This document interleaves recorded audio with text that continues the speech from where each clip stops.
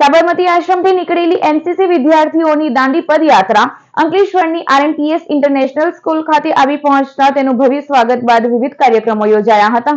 સ્વચ્છ ભારત, વ્યસન મુક્ત ભારત, ફિટ ઇન્ડિયા, સશક્ત મહિલા જેવા સંદેશ સાથે અમદાવાદના સાબરમતી આશ્રમથી એનસીસીના કુલ 40 કેડેટ્સ, એક અધિકારી અને 14 સ્ટાફ સભ્યો દાંડી યાત્રા પર નીકળ્યા છે। જેઓ ભરૂચ જિલ્લામાં પ્રવેશ કરતા તેઓનું ઠેર ઠેર સ્વાગત કરવામાં આવી રહ્યું છે।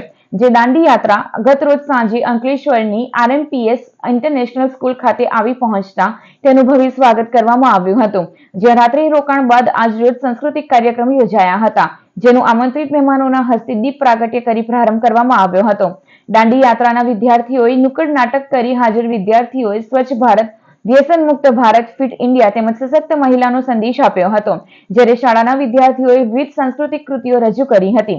કાર્યક્રમમાં ધારાસભ્ય ઈશ્વરસિંહ પટેલ, ભરૂચના ધારાસભ્ય રમેશ મિસ્ત્રી, બ્રિગ વાયએસ સજવાન અને 2 ગુજ નેવલ યુનિટ એનસીસી વડોદરાના કમ્પાઉન્ડિંગ ઓફિસર દીપક બહુગુણા ગણેશસિંહ, અંકલેશ્વરના એસડીએમ બીએ જાડેજા, જિલ્લા શિક્ષણ અધિકારી સ્વાતિબા રાઉલ, જિલ્લા પ્રાથમિક શિક્ષણ અધિકારી સચિન શાહ, મામલતદાર કરણસિંહ રાજપૂત, અંકલેશ્વર તાલુકા ભાજપ પ્રમુખ ડોક્ટર નીતેન્દ્રસિંહ દેવધરા તેમજ શાળા પરિવાર ઉપસ્થિત રહ્યો હતો।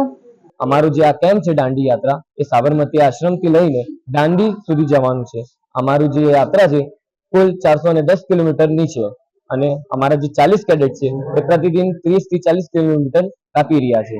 અમારું આ સફર જેમ કે મહાત્મા ગાંધીએ 1930માં દાંડી યાત્રા કરીને એક ખાલી ચાલવા માટે નથી કરી, પણ દુનિયામાં અને આપણા દેશમાં એક સમાજમાં ઉદ્દેશ્ય લઈને નીકળ્યા હતા કે આત્મનિર્ભરતા, અને એવી રીતે જ અમે પણ हमारा उद्देश्य लेने निकले थे। साबरमती आश्रम से दांडी तक की पद यात्रा का पुनः जीवित कर रहे हैं।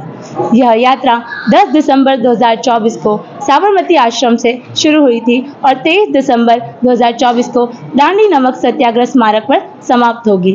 गुजरात निदेशालय के कुल 40 कैडेट्स, 20 युवक और 20 युवतियां इस यात्रा में शामिल है। एक अधिकारी एवं 14 स्टाफ सदस्यों के साथ हम दांडी मार्च का मार्ग ले रहे हैं।